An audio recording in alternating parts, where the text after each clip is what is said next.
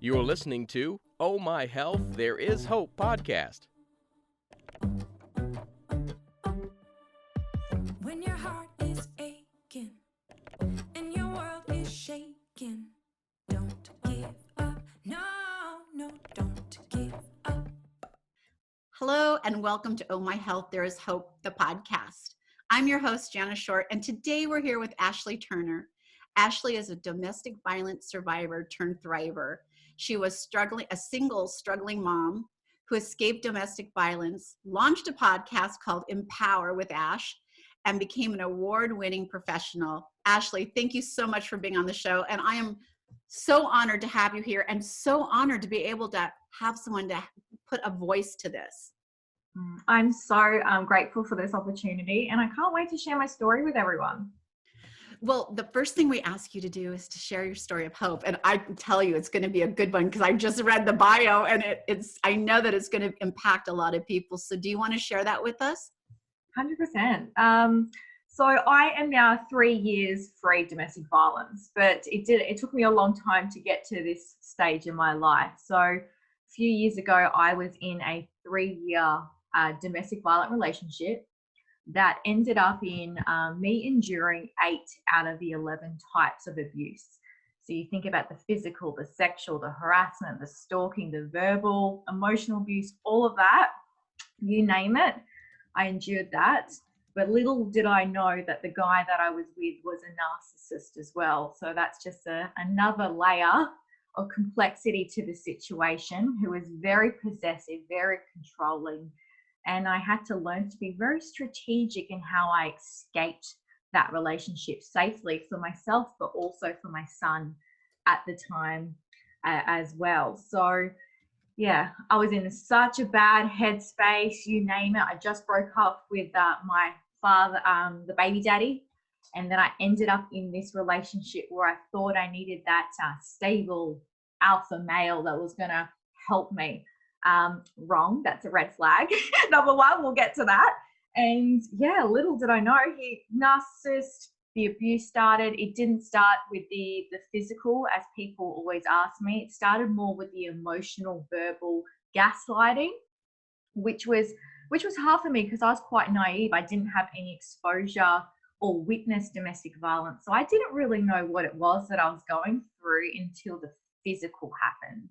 And that happened probably 6 months to a year down the track. And I went, oh my gosh, where am I? How did I get here? And how do I get out? So it took me about 2 years to escape that relationship after the physical started. And he was quite clever in the fact that he would never hurt me so much that there would be visible, markings on my body. He would be like pulling my hair or pushing me up against walls or slapping me. And I remember one moment in particular, he was a big man. He had me with one arm, lifted me up literally against the wall. My feet were dangling, and he just started laughing in my face like, I could kill you right now and no one would know.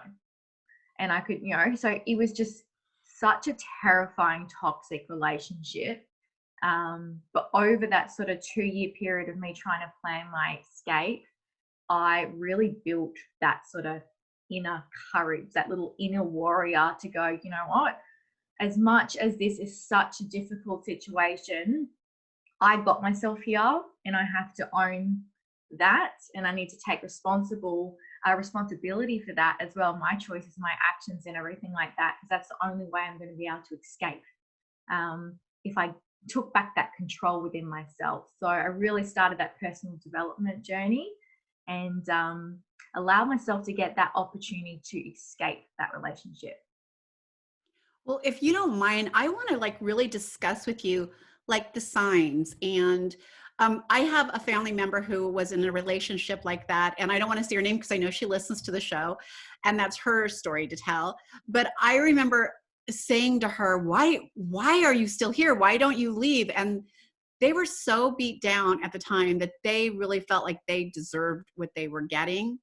And my biggest fear was when she finally did get out, and she did, it took years and hospital stays, but when she finally did get out, I remember thinking, is there something wrong with her man picker, right? I call it a man picker. Like, because if you aren't working on yourself, you'll end up falling into the same relationship. You'll pick the same guy, because when we would ask her why she was staying, she would say, because I love him. He has a dark cloud over him. And she'd make all the excuses in the world on what he was going through at the time.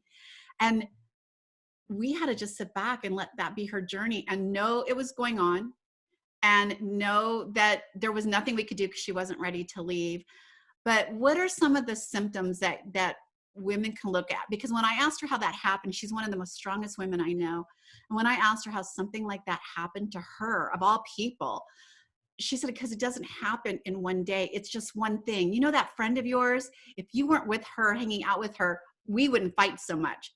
So she stopped seeing that friend. And the next thing it was her sisters. And the next thing it was us, you know, and pretty soon he was alienating and making that bubble smaller and smaller and smaller. And it wasn't like one day, you're not seeing anyone.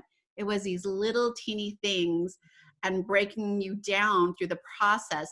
But how did that work for you? Because I look at you and you look very empowered, very strong. And you are, because here you are on the other side.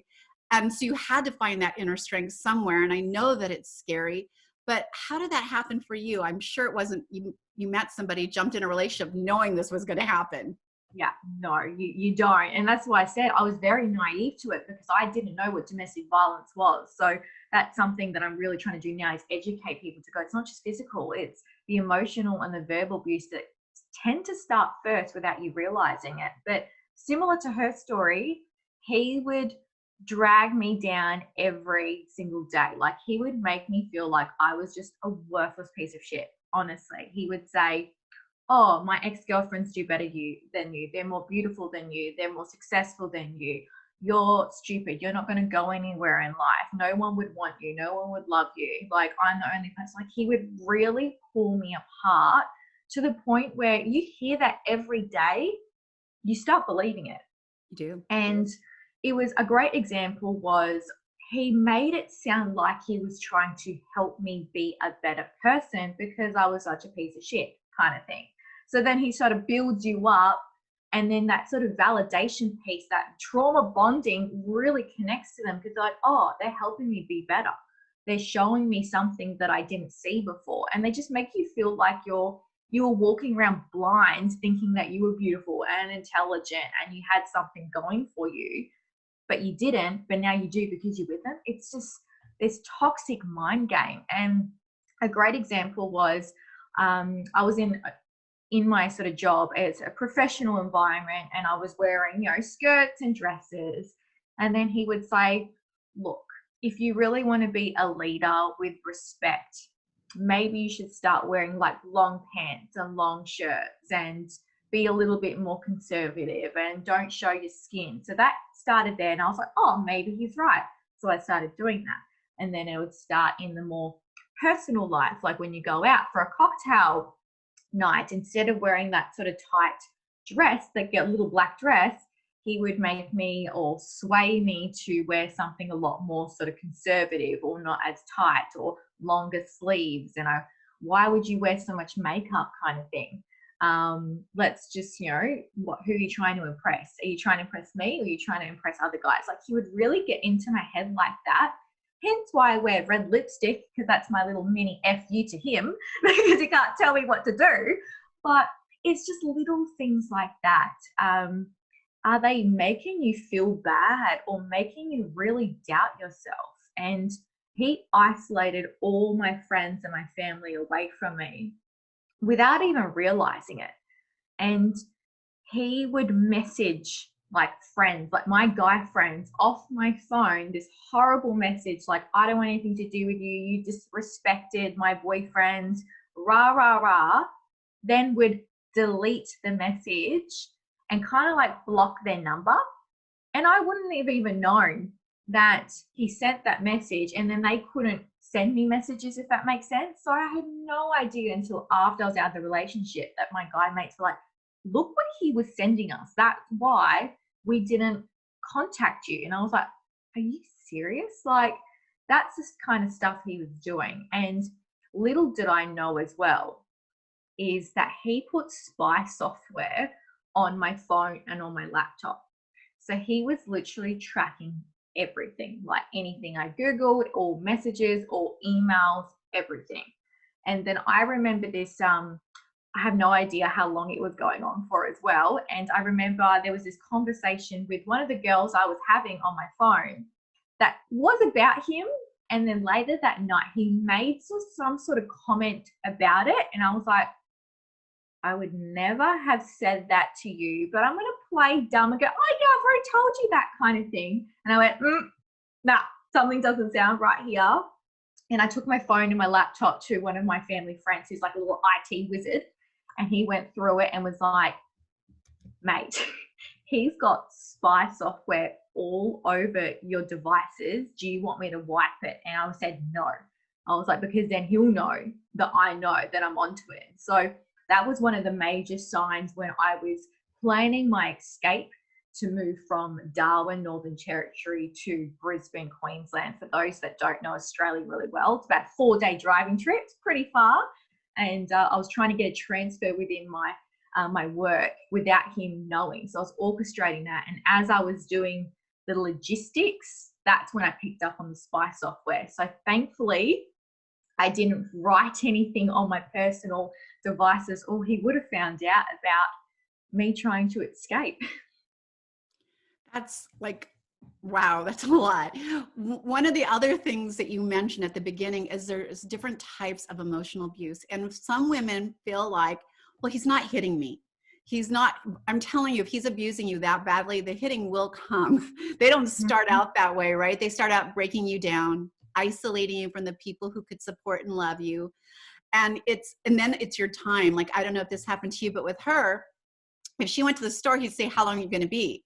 20 minutes. Where are you going? To the store. If she was like a couple minutes past that 20-minute mark, it was craziness would go on. Like, he was looking for her. She had hell to pay when she got in the door. She'd have to explain where those 2 minutes maybe went, what took her so long. And that's not crazy. Like, it's absolutely insane, actually. And the thing is, when you first get in a relationship with an abuser, that abuse looks a lot like love, like you said at the very beginning. The abuse looks a lot like the way they're loving you until it's actually killing you. Yes. So what are those emotional stages or abuse stages that you want women to like be aware of and try to keep that horse in the corral and set those boundaries and know, like, this isn't the relationship for me because this isn't where I want to go with this person? There's a lot there to unpack. So if I look at my early days, now that I'm out of that sort of bubble, it is complete love bombing. It is causing like little fights or drama that's not even a thing. And then they'll come down on you like, I love you so much, with massive sort of gestures. And then they'll, clean the whole house. Like, they'll do these things that are just out of character. And now that I look at it, everyone has a baseline behavior. So when you see someone like a narcissist, for the first few months, they'll be quite consistent, but then you'll start seeing these sort of peaks, which is not them, because they've got this mask on and you can't wear that mask every day. And then you'll start seeing things sort of fall apart, or their mood swings, or jealousy, and being really overbearing. Like you said, where are you going? Why are you going out with those guy mates? Rah, rah, rah. Oh, those guys are commenting on your photos or liking your photos. Is there something going on? So that's something, if they're really like sort of jealous, or they start questioning your integrity, or trying to make it look like you're unfaithful, that's sort of a bit of a sign for me to go, why are you trying to project your insecurities and that onto me? Because in my case, he was doing all that. So that's just like a mirror effect to go, oh, she's doing exactly what I'm doing. But because they have this guilt, they sort of project it onto you to make you look like the bad guy. And there's the little things of like, I call like nitpicking, but them trying to be constructive with trying to make you a better person. But you just get this initial gut feeling like, that's not me, or but I really love this person, so I really want to make it work. But you'll see that the effort of change is mostly in your area. You're the one changing everything, and they're not really changing anything. That was like a massive sign for me as well, now that I look back. But emotional verbal abuse is the little things every day.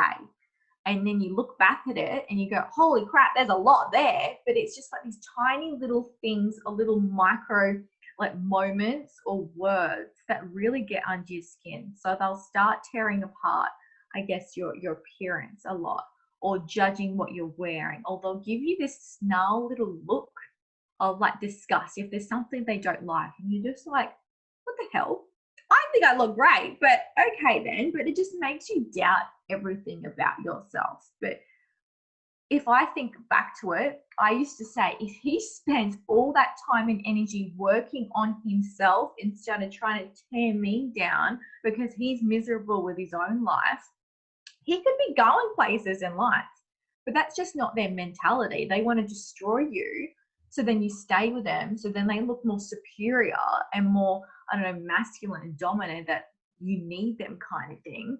It's just this manipulation as well. So there's so many little signs, and I've done like a podcast on this as well for myself to go, these are all the little red flags that you need to be mindful of. And as you say, if you look back at it on a day, you'll just see one little thing. But when you start grouping it all together over like a few months, you'll start seeing the signs. And that's exactly what I started doing towards my escape, because you need to get clarity on your reality, especially if you're so confused with what's going on, especially with the gaslighting. You need to understand what the facts are. So I started journaling or taking notes of the things he was saying, his actions, his behaviors, events, that when I looked back a few days, I was like, that didn't happen. You just made it look like I did something, and that was my intention. But I wrote all those stuff in a workplace, which was away from him, so he couldn't see that. So I needed like a little safe place, and my work was my safe place. So that's what I had to do. And that's how I started building the picture that he was manipulating me and he was gaslighting me.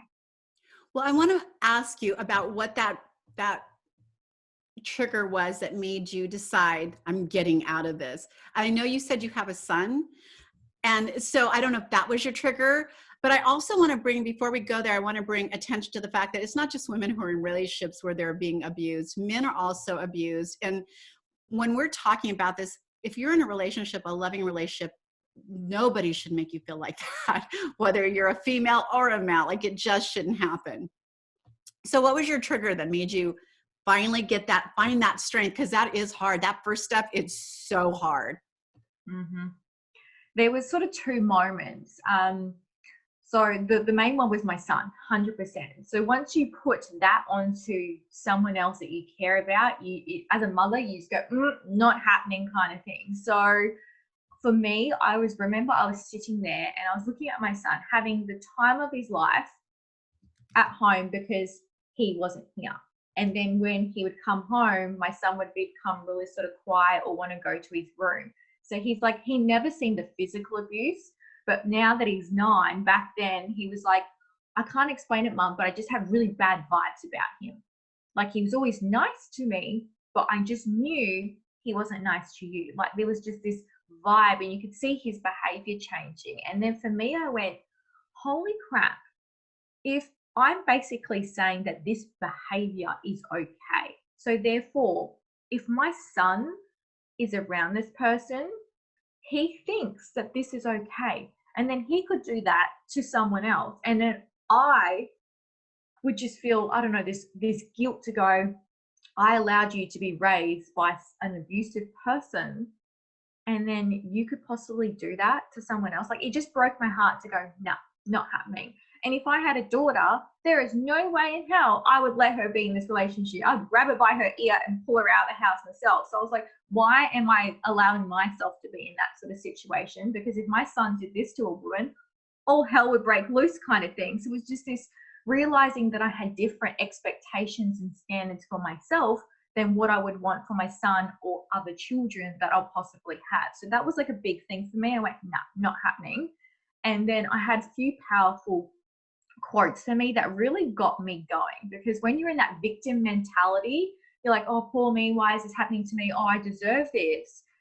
That's why I said at the start, you need to find something that just clicks in your brain to go, actually, I'm in control. This is my life.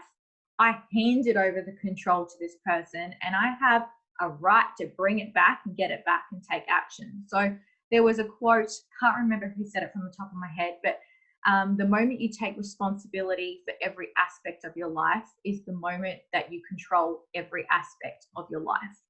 And it just went, oh my gosh, the only way I'm going to get out of here is if I accept the role that I've played in this relationship, aka I've allowed him to treat me like this, and I've allowed myself to give this control and authority over to this person that's disrespecting me.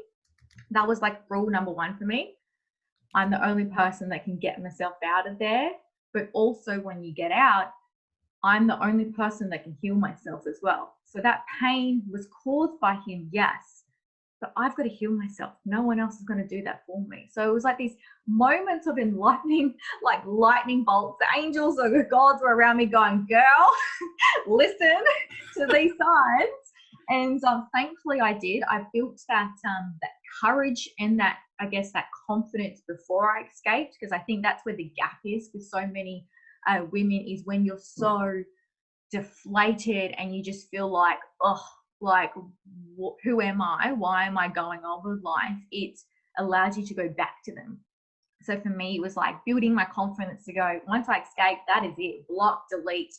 I'm never going back there again, because it makes me sick even thinking about going back there. I know that a lot of women don't talk about it because they feel shameful that the person they love is beating them down, even if it's just verbally. And for those of you who say, well, he doesn't hit me, he's just verbally abusive. He never has anything nice. He's telling me how awful I am. As a mindset coach, I can tell you I work with women who have heard something when they were young, like 4 or 5 years old, that made such an impression on them. It created this huge block in them moving forward into their life. I can't imagine if it's being beat into your mind and physically into your body day after day after day, what kind of damage that does. Our bruises heal, but that takes a long time for us to recognize what emotionally how that scarred us and how to get past it. I'm pretty sure that's what you do, right?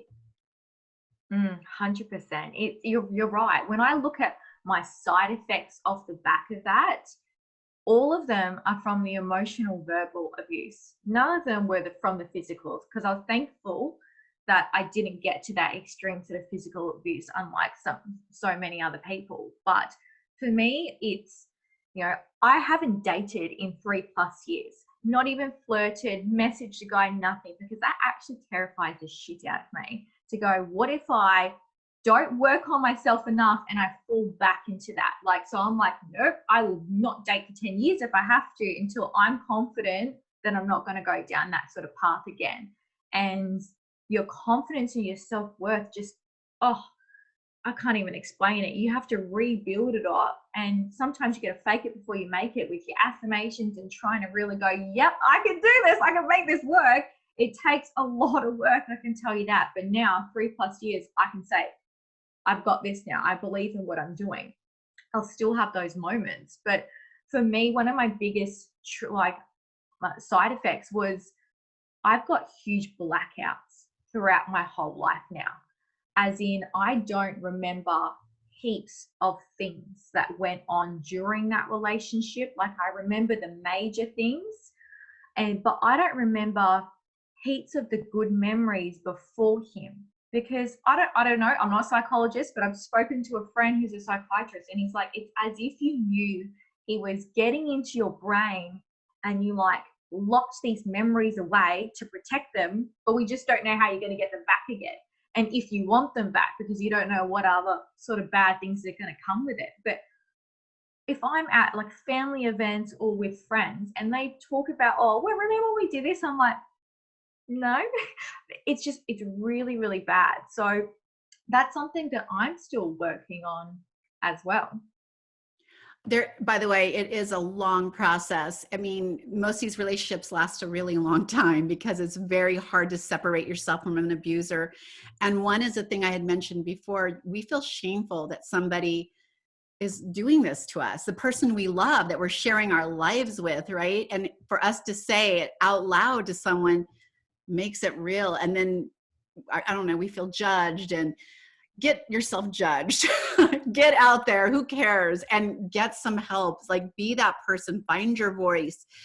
And there's got to be a friend that you can confide in. I know there's numbers you can call. You can look for someone like Ashleigh that can help walk you through it because they've been through it. The one thing I don't do mindset coaching on is abuse and like depression, because that is not my zone of genius.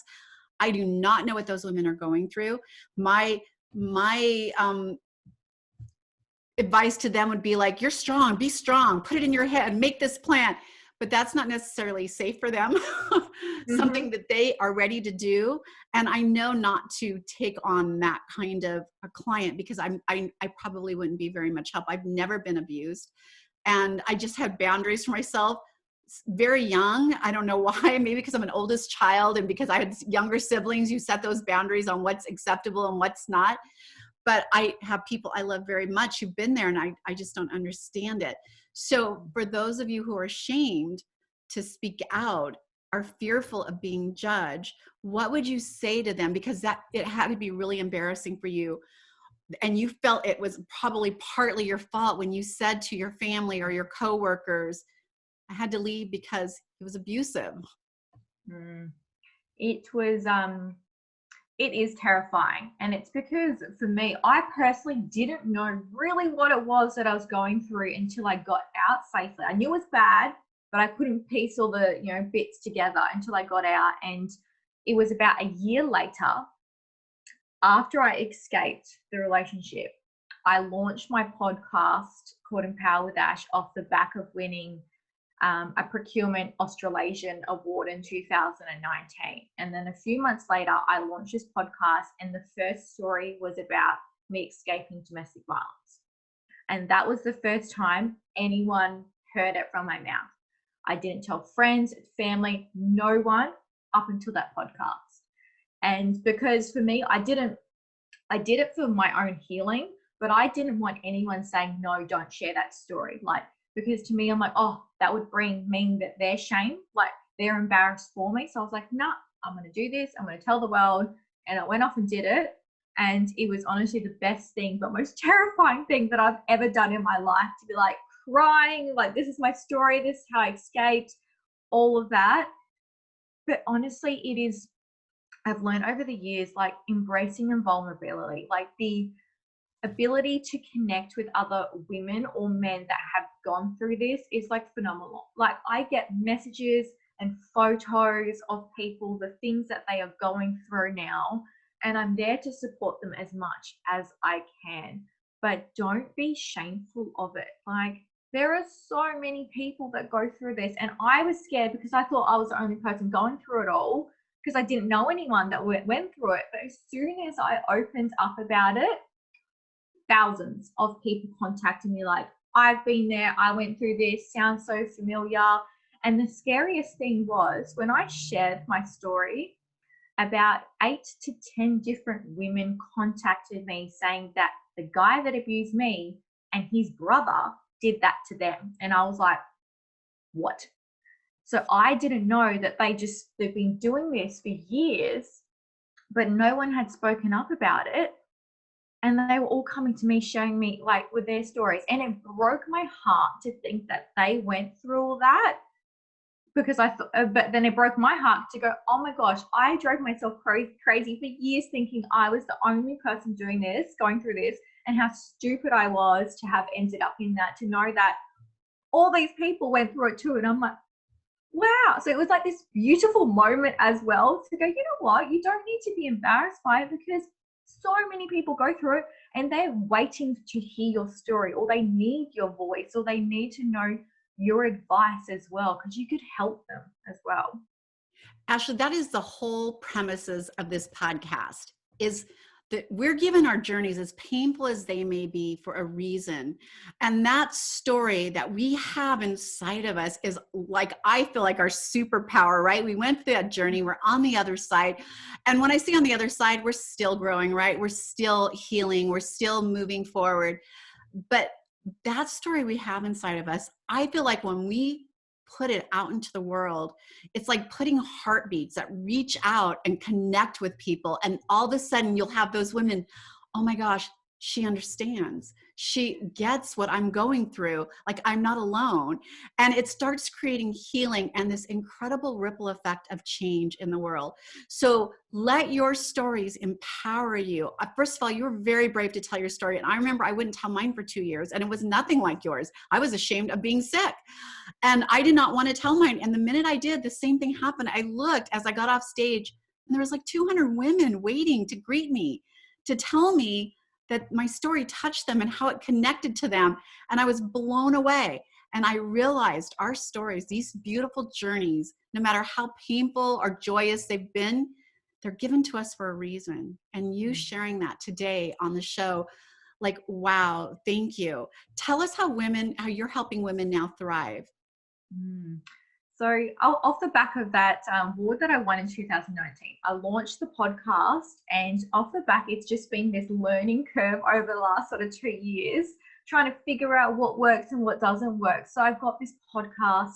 I've written like an ebook. So for any domestic violence survivors, it's free. It's literally Domestic Violence Survivor to Thriver, because I try help lots of women with, yes, you're a victim of domestic violence. Yes, you've survived domestic violence, but we can just get stuck in survival mode and not actually thrive after it. So I really try to demonstrate through my own life, I'm fucking thriving now in life. I'm doing so well. I literally just won my second award, big mining award for Queensland here, which is huge, and go up to nationals in September.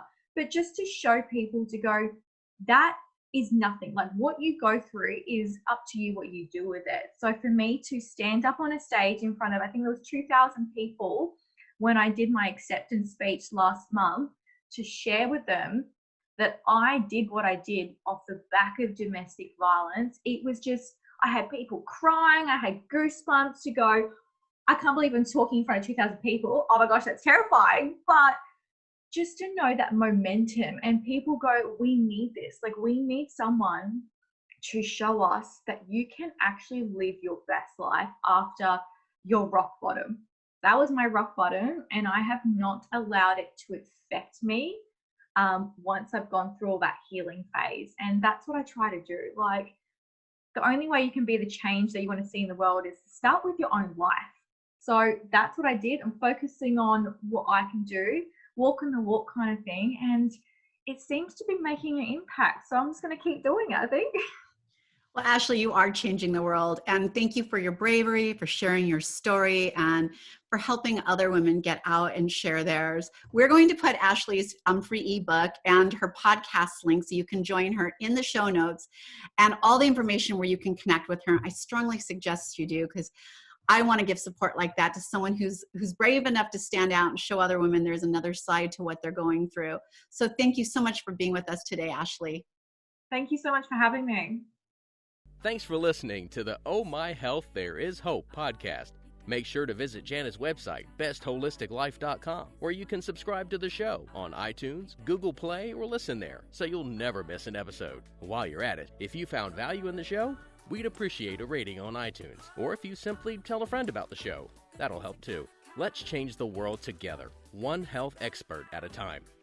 Looking forward to seeing you next time.